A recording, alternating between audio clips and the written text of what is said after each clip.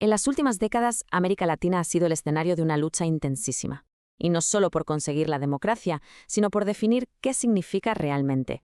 Es una historia que va mucho, pero mucho más allá de simplemente meter un voto en una urna. Así que vamos a meternos de lleno en ella.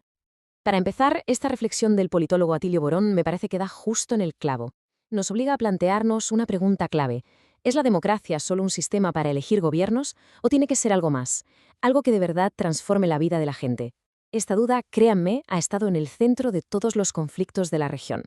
Para entender bien todo esto, tenemos que viajar un poco en el tiempo, a esa gran ola de democratización que recorrió el continente.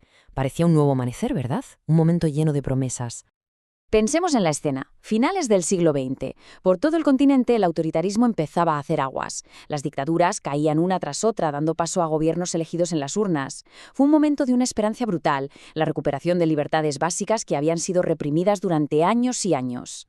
Y justo aquí es donde la historia se tuerce. Porque una cosa era reabrir los parlamentos, y otra, muy distinta, era la vida de millones de personas, que, lejos de mejorar, de repente empeoraba de forma dramática. Y es que esta transición a la democracia coincidió, vaya paradoja, con una de las peores crisis económicas que se recuerdan en la región. El crecimiento se paró en seco, la deuda externa se hizo impagable y la pobreza, la pobreza se extendió como la pólvora. Ojo a la magnitud del colapso, porque los números son para echarse a temblar. No hablamos de una pequeña recesión, no. En países como Argentina o Venezuela, el nivel de vida se desplomó, retrocediendo décadas en menos de 10 años. Para toda la región fue como tirar a la basura el esfuerzo de una generación entera. Así que aquí llegamos al meollo de la cuestión. Para muchísima gente, esa nueva democracia se sentía vacía, hueca. Era una democracia que podríamos llamar minimalista, una versión como descafeinada. Se podía votar, claro que sí, pero esa libertad política no se notaba en el plato de comida. Se podía elegir, sí, pero no cambiar las estructuras económicas que seguían generando miseria. Claro, esta contradicción entre tener más libertades políticas pero más problemas económicos no podía durar para siempre. Y como era de esperar, provocó una reacción popular enorme, una auténtica lucha que vino desde abajo. La solución que se impuso en los años 90, a menudo con el empujón de instituciones como el FMI, fue una terapia de shock en toda regla. La receta: privatizar todo lo que se pudiera, empresas públicas, agua, luz, de todo.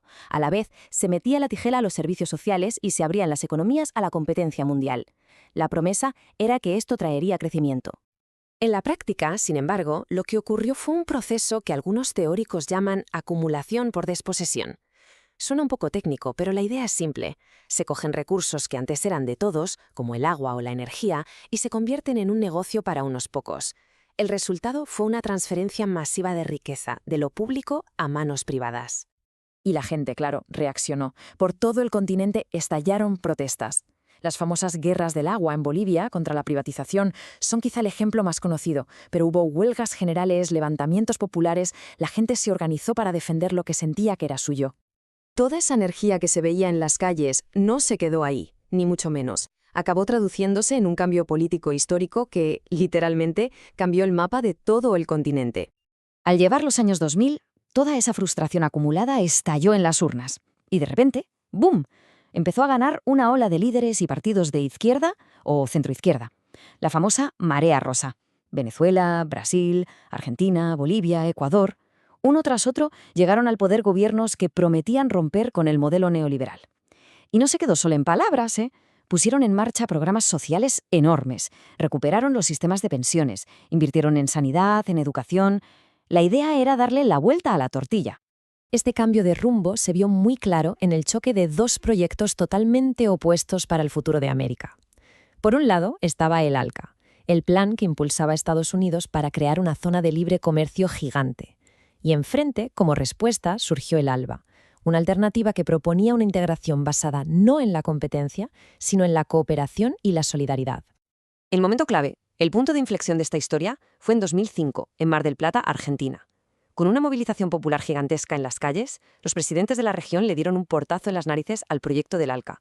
Fue un no rotundo, una auténtica declaración de independencia que venía a decir: a partir de ahora, nuestro camino lo decidimos nosotros. Pero claro, una cosa es ganar una batalla y otra muy distinta es gobernar. Y estos nuevos gobiernos progresistas no tardaron en encontrarse con sus propias contradicciones, y algunas muy profundas. La pregunta del millón era bastante obvia.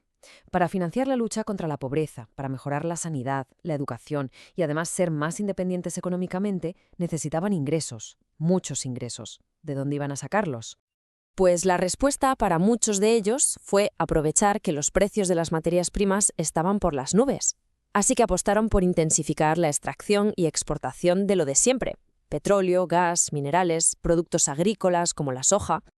Este modelo tiene un nombre: extractivismo. Y no es que fuera nuevo en la región, ni mucho menos, pero la gran paradoja es que ahora lo estaban profundizando gobiernos que se definían a sí mismos como progresistas y antineoliberales. Y aquí surgió una tensión nueva y muy dolorosa.